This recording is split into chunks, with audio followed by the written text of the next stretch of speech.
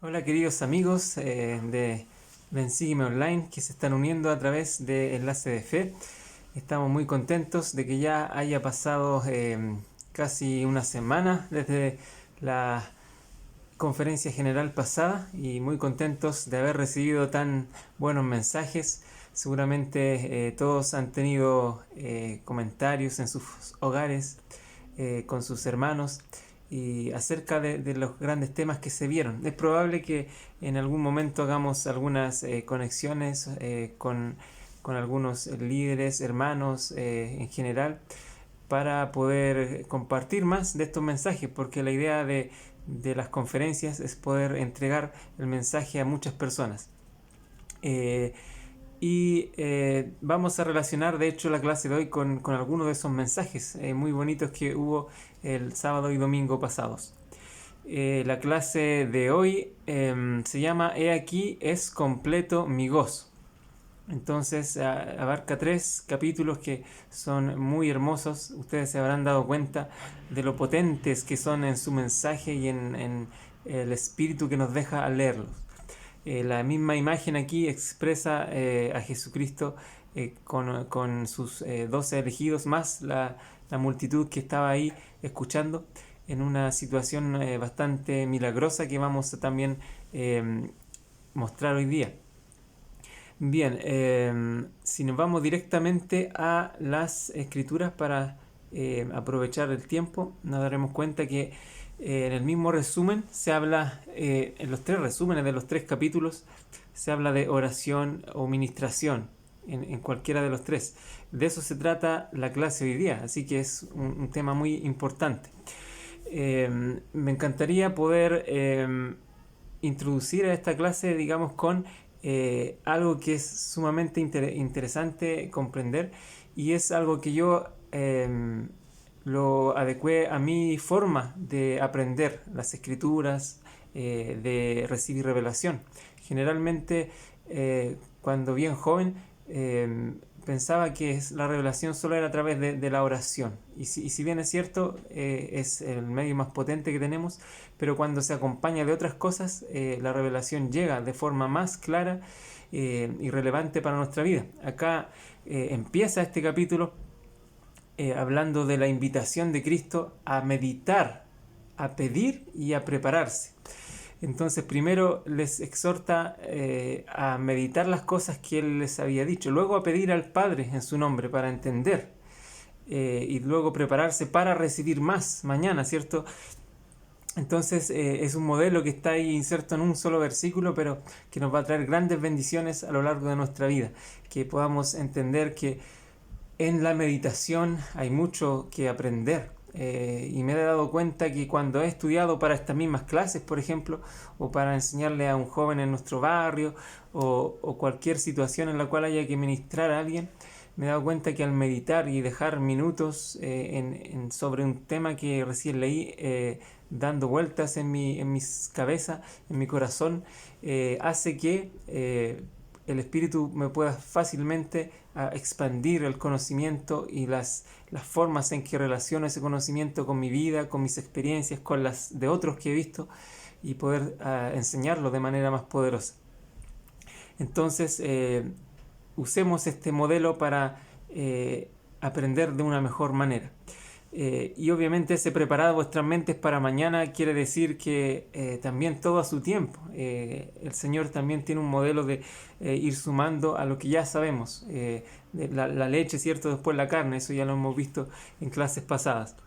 Eh, en este capítulo se ve como expresa el mismo manual de Bensígueme, una historia de las más entrañables en cuanto a la administración de Jesucristo mismo. ¿Por qué? Porque aquí él está comunicando que se tiene que ir, tiene otras cosas que hacer, por ejemplo, ir a mostrarse a las otras tribus perdidas de Israel.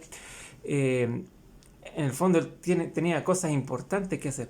Sin embargo, él se dio cuenta a través del versículo 5 se expresa que la multitud estaba llorando básicamente, querían que permaneciese un poco más con ellos. Imagínense lo hermoso de la escena, a pesar de que estaban llorando, era un llanto de... Y aquí mi esposa me hizo también un comentario sobre cuando lo estudiaba. que se imaginaba, por ejemplo, cuando había venido un apóstol y de inmediatamente también lo recordé, cuando viene un apóstol a nuestra estaca o a sus estacas, ustedes lo han vivido quizás, un 70, un apóstol, un líder influyente. eh, Al final, en su cierre, ¿cierto? Se despide, deja una bendición, se canta un himno y ya cuando se está despidiendo, nos llega ese sentimiento casi de llanto de querer pedirle que se quede más con nosotros.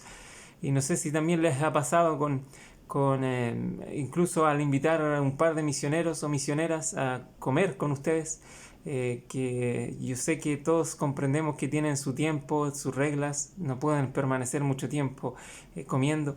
Sin embargo, uno quisiera que se quedaran y que no se fueran tan rápido. Son siervos del Señor que efectivamente transmiten esa luz que viene de Cristo, porque Cristo acá la está transmitiendo de una manera máxima. Y Él se dio cuenta y por eso les dice a la multitud que mis entrañas rebosan de compasión por vosotros. Y aquí viene una escena muy hermosa.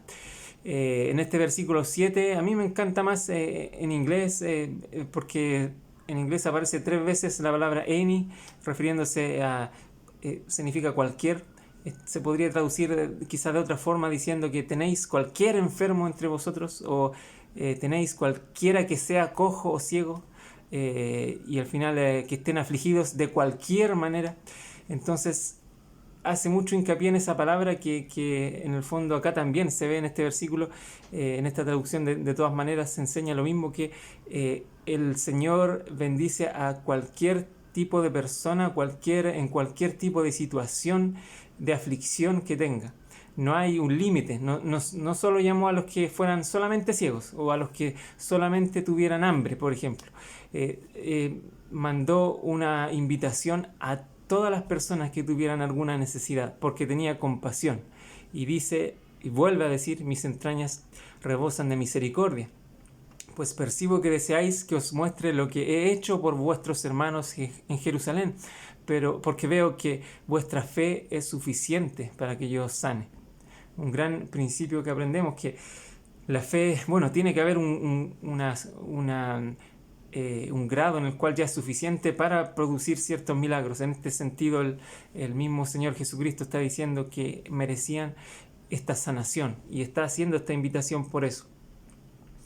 Entonces, en este capítulo sigue expresando, ¿cierto?, todo lo que pasa aquí el autor, y aquí dice que incluso le besaron los pies al grado que le bañaron los pies con lágrimas, porque él los sanó efectivamente y por lo tanto empezaron a adorarle. Luego él mandó que trajesen a sus pequeñitos, de modo que trajeron a sus niños pequeñitos y los colocaron en el suelo alrededor de él, y Jesús estuvo en medio y la multitud se dio el paso hasta que todos le fueron traídos. Aquí quisiera también compartir una cita que es del elder Eduardo Ayala, que penosamente falleció. Bueno, él ya había sido relevado como autoridad general hace algunos años. Él fue el primero en ser, si no me equivoco, fue la primera autoridad general chilena en ser llamada al primer quórum de 70 y falleció hace 2 semanas, el 24 de septiembre, acá en Chile.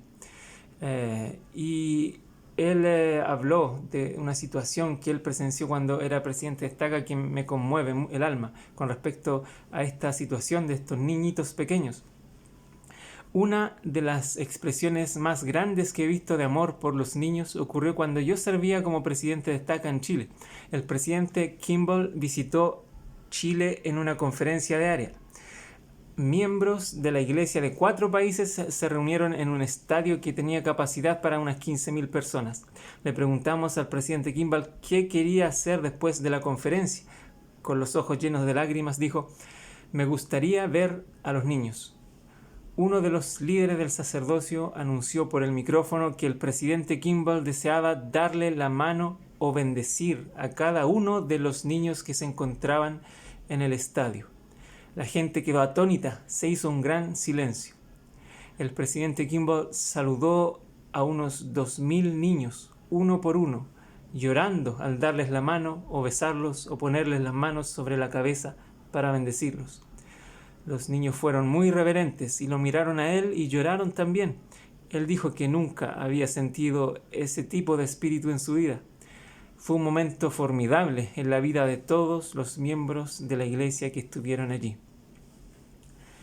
Evidentemente pasó hace mucho, yo no estuve ahí, pero por este relato me doy cuenta del gran ejemplo que dio el presidente Spencer W. Kimball en emular tan fielmente, porque lo sintió en ese momento, lo que hizo también Jesucristo al poner a los niños como si fuera un estrado en el cual ejemplifican cómo tenemos que ser nosotros.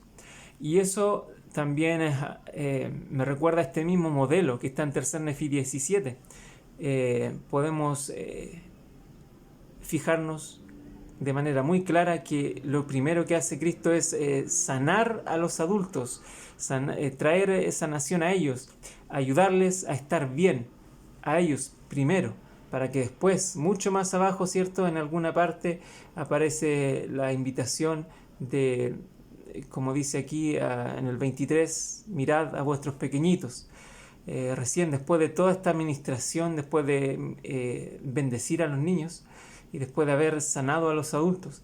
Entonces esto también me hace sentir que los niños siguen siendo y siempre han sido y seguirá siendo así, que son el modelo que tenemos que emular también para dejar a un lado nuestro hombre natural y ser parte y herederos del reino de los cielos. Así lo ha dicho Jesucristo en muchas situaciones. Ellos son del reino de los cielos. Y entonces todos le fueron traídos. Luego pidió a la multitud que se arrodillasen en torno a estos niños, etc. Él mismo se arrodilló y oró, dice el 15, y las cosas que oró no se pueden escribir. Dieron testimonio. El 16 habla de esto, que no se había escuchado tan grandes, maravillosas cosas. Y el 17 es un versículo que me encanta. Y no hay lengua que pueda hablar, ni hombre alguno que pueda escribir, ni corazón de hombre que pueda concebir tan grandes y maravillosas cosas como las que vimos y oímos a Jesús hablar. Y nadie puede conceptuar el gozo que llenó nuestras almas cuando lo oímos rogar por nosotros al Padre. Qué fenomenal acontecimiento. Imagínense, Jesucristo mismo rogando al Padre por ellos, por los que estaban ahí presentes. Recordemos que eran unas 2.500 almas que estaban en esa época y que quedaron ahí para presenciar el ministerio de Cristo, que fue breve, pero que se basó prácticamente en los mismos pilares de enseñanza que usó en los 3 años de ministerio en las tierras de Jerusalén, pero acá solo en algunos días, algunas visitas, pero es el mismo modelo. Y esta secuencia me encantó, como les dije, al ver secuencia distinta aprendemos la importancia que Cristo le da a las cosas. Primero preparó a los adultos para luego ejemplificar y bendecir a los niños. A los niños a quienes tomó, dice, y uno por uno, y los bendijo y rogó al Padre por ellos también. Lloró de nuevo, dice, y le pidió que miraran a sus niños. Y aquí hay una escena extremadamente hermosa. He aquí, al levantar la vista para ver, dirigieron la mirada al cielo y vieron abrirse los cielos y vieron ángeles que descendían del cielo, cual si fueran en medio de fuego, y bajaron y cercaron a aquellos pequeñitos y fueron rodeados de fuego, y los ángeles les ministraron. Qué hermosura de escena. Y a quién no le habría gustado estar aquí en esta situación en la cual hay una ministración de ángeles cercana ahí junto a Jesucristo. Debe haber sido muy hermoso. Hablando de esto, quisiera destacar lo importante que son los niños. Ojalá que compartieran estos principios en esta clase de Ven Sígueme con sus hijos, en sus hogares, en sus primarias, etcétera, que puedan incluirles. Hay mucho material que hay dando vueltas en internet de la iglesia oficialmente, y también de iniciativas particulares que enseñan a los niños de una manera incluso didáctica, videos, imágenes, y que ustedes pueden usar o simplemente leerles estas cosas en un momento de reverencia. y es tan importante que, a ver, me estoy acordando de una escritura que está mucho más adelante, creo que es en Tercer Nefi 26, si me dan la paciencia para correr todos estos versículos, creo que en el 26:14, si no me falla la memoria. A ver, sí, en el 14, miren lo que pasó después, en otra visita de Cristo. Y sucedió que enseñó y ministró a los niños de la multitud de que se ha hablado, y soltó la lengua de ellos, y declararon cosas grandes y maravillosas a sus padres, mayores aún que las que él había revelado al pueblo, y desató la lengua de ellos de modo que pudieron expresarse. Imagínense la importancia que le da a Jesucristo a los niños, que reservó las cosas más grandes para ser predicadas por boca de ellos, milagrosamente, a los adultos. Estamos hablando de algo sumamente trascendental que Cristo, con este modelo de secuencia de enseñanza y de ministración, nos está mostrando muy claramente. Entonces, hermanos, nunca disminuyamos el potencial que tienen nuestros niños de aprender y de enseñar y de emular, imitar y mostrarnos el camino correcto. Entonces, termina de esta forma, con este testimonio de estas 2500 almas que vieron y presenciaron estas cosas. En el capítulo 18, inmediatamente se habla de esta gran ordenanza, muy relacionada también al bautismo que ya habíamos hablado tiempo atrás, y al don del Espíritu Santo, que vamos a ver luego, que es la conclusión, ¿cierto?, del bautismo en sí, que tiene que ver con la Santa Cena. Es la Santa Cena. Entonces mandó que trajeran los elementos, ¿cierto?, y que también los dieran a la multitud, ¿cierto?, según el 4 y más abajo también el 8. Entonces, no solo a los 12, sino también a toda la multitud. Pan y vino, dice, y haréis esto en memoria de mi cuerpo. En cuanto al pan, y menciona cierta parte del convenio de la oración sacramental que siempre es bueno que la repasen en sus hogares. Y lo mismo, lo mismo con el vino, siempre semejanza y recordatorio de él. Entonces el 10 cuenta que Jesús les dijo a sus discípulos: benditos sois por esto que habéis hecho, porque esto cumple mis mandamientos y esto testifica al Padre que estáis dispuestos a hacer lo que os he mandado. Entonces, y empieza a dar las bendiciones de hacer esto y acordarse. Tendréis mi espíritu para que esté con vosotros. Recordemos que esa también es la gran promesa sacramental. Y hay que hacer estas cosas para edificarse sobre la roca, según esta enseñanza, y que no nos edifiquemos, ¿cierto?, en un cimiento arenoso.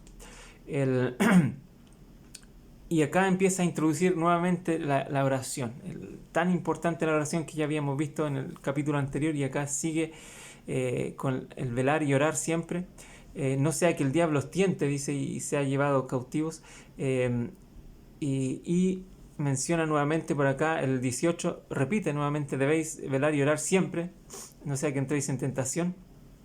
Y en el 19, por tanto, y esta escritura en el 19 y 20 es una escritura que yo cuando niño era como mi predilecta, porque la encontraba cortita para leer. Los niños no nos gusta leer mucho, ¿cierto?, cuando somos niños. Entonces la encontraba directa, y como que era fenomenal saber que todo lo que uno pidiera con fe iba a ser dado, ¿cierto? Entonces esta era mi escritura favorita cuando estaba en la primaria. Por tanto, siempre debéis orar al Padre en mi nombre, y cualquier cosa que pidáis al Padre en mi nombre, si es justa, creyendo que recibiréis, he aquí os será concedida.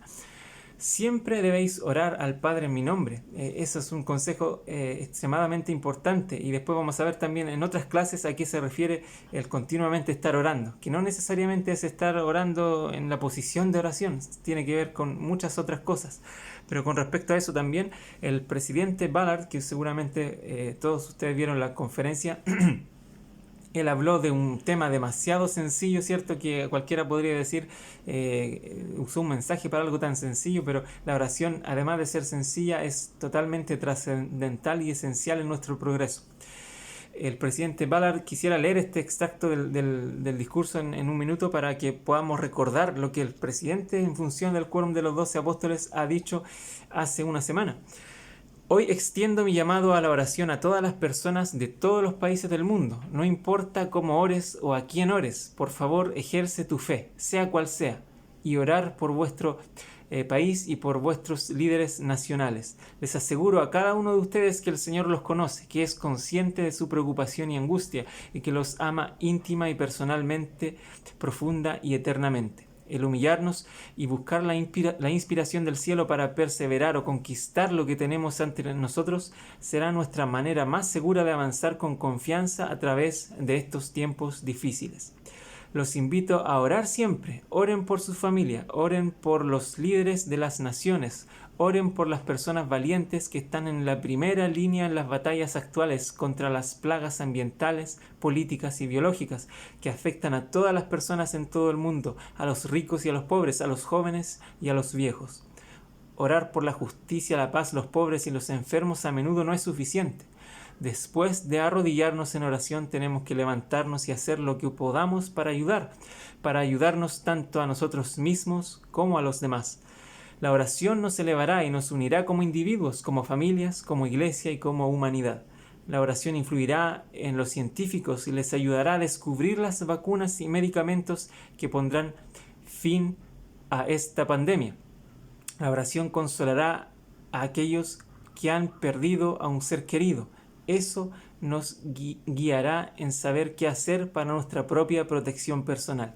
Invito a todos los miembros de la Iglesia, así como a nuestros vecinos y amigos de otros grupos de fe en todo el mundo, para hacer lo que el Salvador aconsejó a sus discípulos. Mirad, pues, y orad siempre, por la paz, por la comodidad, por la seguridad y por las oportunidades de servirse unos a otros.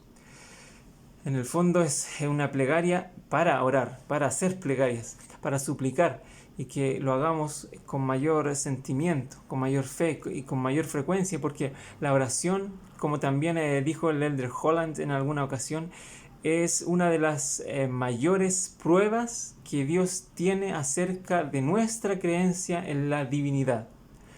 Y vamos a ver después por qué habrá dicho el Elder Holland esto en alguna ocasión, en un versículo siguiente. Pero antes de seguir, vuelvo al capítulo 17, porque esto de la administración y la oración bien vinculada, que Jesucristo mismo haya orado intercaladamente, ministrado uno a uno, es sumamente importante, trayéndolo también al concepto de ser ángeles. También el presidente Ballard está diciendo eso a todas las personas, que podamos también orar, y muchos mensajes también de la conferencia general se referían no solo a orar, sino también a, como dice el presidente Ballard, pararse y actuar y ser ángeles. Y acá está hablando de esta administración de ángeles. Aquí los ángeles les ministraron. Está también muy relacionado con la oración. Y con respecto a eso, entonces quisiera leer una cita del Elder Godoy, que de los 70, ¿cierto? Que él dijo, creo que fue no me acuerdo si fue el sábado en la tarde o el domingo, pero él dijo: si miras a tu alrededor con cuidado, encontrarás a muchos que necesitan la ayuda de un ángel. Yo creo en ángeles. Todos estamos aquí hoy, un ejército gigante de ángeles apartados para estos últimos días, para ministrar a otros como extensiones de las manos de un creador amoroso. A eso se refieren todas estas escrituras, hermanos. A orar, pero también a ponerse de pie, a actuar y ministrar, porque Jesucristo mismo está intercalando esto: orar, ministrar, orar, ministrar. Por eso es una clave, tanto la oración como el acto mismo de fe, que es una acción per se, y que nos ayuda a acercarnos más en caridad y en un acto de religión genuina. Continuando entonces, con esta escritura que 25 años atrás era mi favorita, sigue siendo mi favorita en el fondo. Todos tenemos muchas escrituras favoritas para nuestra vida. Por supuesto, vamos agregando a medida que encontramos más. Y acá dice que cualquier cosa que pidáis al Padre en mi nombre, si es justa, creyendo que recibiréis, aquí os será concedida. Entonces yo quisiera agregar también a este si es justa 4 escrituras más, una de la Biblia y 3 más de Doctrina y Convenios, que nos ayudan a entender más, ampliar un poco, expandir nuestra visión sobre qué es pedir en justicia, para poder recibirlo con fe, ¿cierto? Pero también con otros requisitos. Entonces, el libro de Santiago, recordemos que, bueno, Santiago es el primer apóstol que escribió un libro, no fue Mateo, ¿cierto? En el orden cronológico fue Santiago, y una de las primeras enseñanzas del Nuevo Testamento entonces es esta: pedid y no recibís, porque pedís mal, para gastar en vuestras concupiscencias. En muchas traducciones cambia la palabra gastar. A mí me gustaría también usar la palabra simplemente de utilizar. En el fondo usamos la oración de una manera enfocada en lo que nosotros queremos, nuestras concupiscencias, las cosas que nos dan placer, las cosas que quizás queremos, y muchas veces en el ahora para nuestro beneficio, sin una perspectiva más allá a lo eterno. Entonces, por eso pedimos mal a veces, porque nos falta un poco de enfoque. En el Doctrina y Convenios 8.10 dice: recuerda que sin fe no puedes hacer nada, por tanto pide con fe, no juegues con estas cosas, no pidas lo que no debes. El orar no es solo orar, sino tenemos que tener mucho cuidado con lo que pidamos, no pedir lo que no debemos. ¿Qué es lo que no debemos? Estas otras escrituras también nos van a aclarar. Doctrina y Convenio 88 dice que cualquier cosa que le pidáis al Padre en mi nombre os será dada si es para vuestro bien. Ahí entramos a un concepto más específico que tiene que ver, en este caso, en este versículo, sobre nosotros mismos. Y si pedís algo que no os conviene, se tornará para vuestra condenación. La otra cara, ¿cierto? El cuidado que tenemos que tener. Finalmente, aquí está la clave. En la sección 46, el que pide en el Espíritu, pide según la voluntad de Dios. Por tanto, es hecho conforme a lo que pide. La clave entonces, para no equivocarnos y con estas precauciones que tenemos que tomar, es pedir en el Espíritu. Tenemos que invocar el Espíritu, y vamos a ver en estos capítulos 18 y 19 por sobre todo la necesidad de invocar al Espíritu y de querer, como quería este pueblo, obtener el Espíritu, porque de esa forma llega la revelación, llega la fe, llegan los milagros. Entonces después hay otras enseñanzas en cuanto a la oración, que Jesucristo se va ahí a enseñarles en cuanto también a orar por los demás. Y en el versículo 23, orar por ellos, por las personas, no echarlos fuera, digamos, a los que lleguen, ¿cierto? A las reuniones, por ejemplo, podemos dar concretamente un hecho. Cuando las personas vienen a la iglesia, cualquiera que sea la persona, cualquier aflicción que tenga, lo que sea, son bienvenidos. Entonces no podemos prohibirles en ningún sentido el congregarse, el reunirse a las personas que quieren acceder a la fe. Entonces sigue dando muchos consejos, les recuerda que él mismo ministró a ellos y los invitó, y he mandado que ninguno de vosotros se alejara, sino más bien he mandado que vinieseis a mí. Ese es el Evangelio de Cristo, que todos vengan a él. En ningún momento hace una exclusión. Entonces se volvió a los discípulos, o sea, lo anterior era para todos, por así decirlo, y les dijo: he aquí, de cierto os digo, os doy otro mandamiento, y luego debo ir a mi Padre para cumplir otros mandamientos que Él me ha dado. Y aquí este es el mandamiento que yo os doy. Y en estos versículos del 28 al 30 más o menos, al 32 yo creo, marqué en azul lo que es enseñanza directamente para los 12 y para a todos aquellos que representan a los 12 en lugares locales como jueces de Israel. Por ejemplo, los obispos y los presidentes de estaca. Y en verde destaqué lo que es para todos, para toda la membresía de la iglesia. Después voy a explicar por qué hago esta diferenciación. Primero, dice: no permitáis que ninguno a sabiendas participe indignamente de mi carne y de mi sangre cuando las administréis. Eso va directamente, y me di el trabajo, no hay tiempo para mostrar tantas citas, pero hay muchas enseñanzas en manuales y discursos que hablan de que este mismo versículo se refiere solamente a aquellos que son jueces de Israel. Así que no pensemos, hermanos, que tenemos que nosotros mirar, ¿cierto? Muchas veces podríamos caer en la tentación de mirar si alguien tomó la Santa Cena o no, si esa persona debería tomarla a nuestro juicio, si quizás deberíamos decirle: no, hermano, no está bien, o acusarlo, ¿cierto? Muchas veces pensamos eso, pero no, eso es algo que está dirigido a aquellos que tienen las llaves para administrar, Por eso dice cuando la administréis, se está refiriendo a aquellos que tienen, que están a cargo de la administración del sacramento, que no permitan que ninguno a sabiendas participe indignamente. El 29 también se refiere a eso. Si sabéis que un hombre no es digno de comer y beber de mi carne y de mi sangre, se lo prohibiréis. ¿Quién puede prohibir eso? Solamente un administrador de la ordenanza.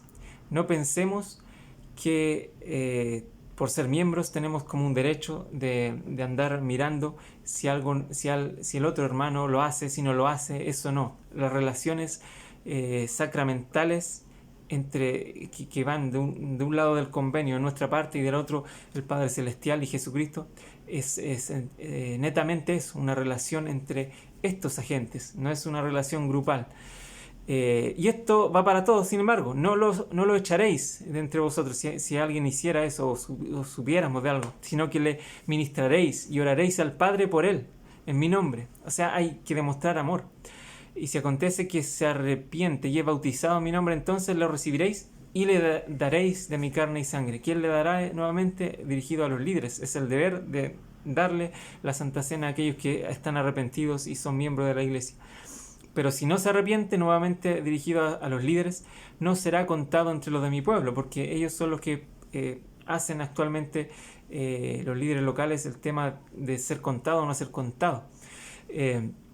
Y esto va para todos. No lo echaréis de vuestras sinagogas ni de vuestros lugares donde adoráis, porque debéis continuar ministrando por estos. La administración es para todos. Todos debemos, sin emitir juicios, a ayudar a las personas a acercarse al Evangelio. Y también esto va para todos, en verde. Vosotros seréis el medio de traerles la salvación. Ahí tenemos también algo que es para todos, incluyendo líderes y miembros todos. ¿Por qué digo esto? Porque muchas veces he visto yo mismo el interés a veces de las personas en lo que está haciendo las demás hermanos. Sobre eso hay una cita que ya pasó, fue en la conferencia de octubre del 2019, hace un año, que la hermana Burto dijo esto, que se viralizó por todo internet porque fue certero y de una verdad absoluta. Ella dijo: dejemos de juzgar y de ser los inspectores de la espiritualidad de los demás. Y a eso se refiere esto, porque esto que está en azul es para los obispos, es para los presidentes de estaca, es para los presidentes de rama, etcétera, para aquellos que tienen y han sido llamados para administrar esto y ver quién no, quién sí, a través de su manto sagrado que ellos tienen. Nunca pensemos que esto ha sido dado como para que yo ande mirando y inspeccionando. Es solamente una advertencia para que sepamos por qué aquí dice en el 26 que a los discípulos les dijo, porque en ese momento los discípulos estaban representando a aquellos que iban a tener el poder de administrar esta Santa Cena. Bien, entonces, con respecto a esta misma cita de la hermana Burto, también leo esto que está en naranjo. No sabéis si tal vez vuelvan y se arrepientan y vengan a mí con íntegro propósito de corazón y yo los sane. Lógicamente, en vez de indicar con el dedo, hay que extenderlos nuestra mano y ser amables, ser cordiales, ser amorosos y no olvidar que la base de nuestra religión tiene que ser la bondad, como muchas veces decía el presidente Monson. Entonces, luego les advierte que no hayan disputas, etc. Y el 36 es clave porque dice que tocó con la mano a los discípulos que había elegido uno por uno hasta que los hubo tocado a todos y les hablaba a medida que los tocaba. La multitud no oyó las palabras que él habló, por tanto no dio testimonio, pero los discípulos dieron testimonio de que les dio el poder para conferir el Espíritu Santo. Este es el momento del Libro de Mormón en el cual ya el bautismo va a ser efectuado de una forma completa. ¿Por qué digo esto? Porque en el siguiente capítulo se habla de eso, en alguna parte, no sé si lo subrayé, sí, se habla, ¿cierto?, en el 19, que los 12 ministran al pueblo y oran para recibir el Espíritu Santo y los discípulos son bautizados, dice. Entonces, por eso es que este versículo 11 dice que Nefi entró en el agua y fue bautizado, salió del agua, empezó a bautizar. Y uno podría decir, ¿por qué están bautizando? ¿Por qué están bautizando si en el tercer Nefi 7, justo antes de que se generara este acontecimiento que cambió la superficie terrestre, previo al gran sacrificio de Cristo, justo en Tercer Nefis 7, también en el Amán 16, en Mosía 18, Mosía 25, en todos estos capítulos ya se bautizaba, ya tenían el poder para bautizar. Entonces, ¿por qué están bautizando de nuevo? ¿Por qué Nefis si seguramente ya estaba bautizado, etcétera? Entonces, una explicación muy certera también es la del presidente Joseph Fielding Smith, que dijo: cuando Cristo apareció entre los nefitas en este continente, mandó que fuesen bautizados. Aunque ya habían sido bautizados previamente para la remisión de sus pecados, el Salvador le ordenó a Nefi y a todo el pueblo que se bautizasen de nuevo, porque él había organizado de nuevo la iglesia bajo el Evangelio. Antes de eso había sido organizada bajo la ley. Qué grandioso es este conocimiento del presidente Fielding Smith, que nos enseña la diferencia entre establecerse con una organización bajo la ley, que era la ley mosaica, que él repitió de hecho en la clase pasada vimos que él ya declaró que aquí se cumplía toda la ley, no abrogaba a los profetas, pero él la cumplía, y de ahora el sacrificio que se iba a requerir era el corazón quebrantado y el espíritu contrito, dentro de otras cosas.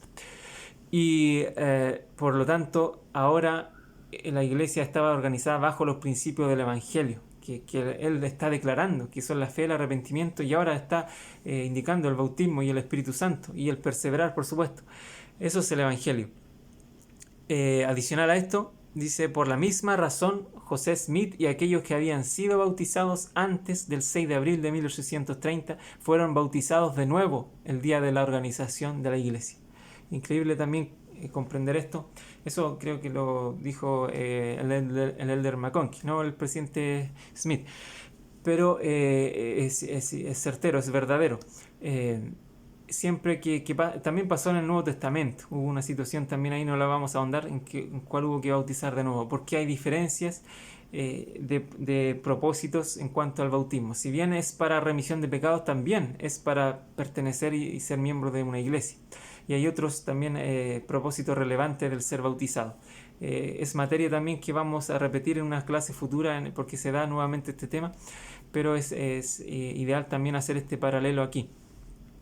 Ahora, en cuanto a este capítulo 19, conviene también rescatar que, se fue Jesucristo, pero volvía en la mañana. Entonces las personas divulgaron esa noche, quizás a aquellos que no escuchaban, no sé, no sabría decir a quién divulgaron, pero divulgaron todo lo que sucedió.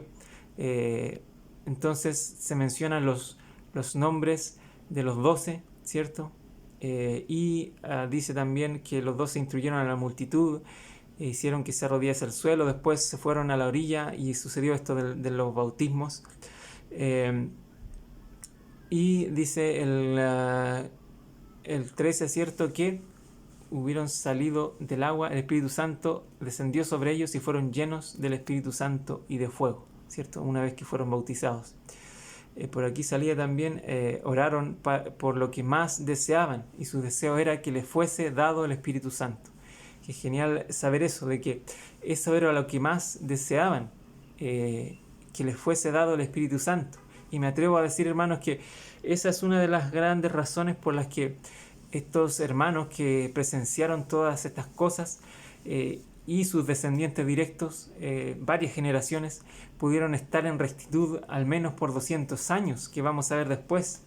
Es increíble pensar eso, cómo esta administración, ¿por qué estos hermanos duraron tanto? Y sus familias, uno podría decir de forma básica, porque recibieron la administración directa de Jesucristo. Claro, pero en la antigüedad también Jesucristo a algunos les hablaba, etcétera, y aún así no tenían la fe suficiente y la perseverancia para que no volvieran a caer en pocos años en el orgullo y la destrucción.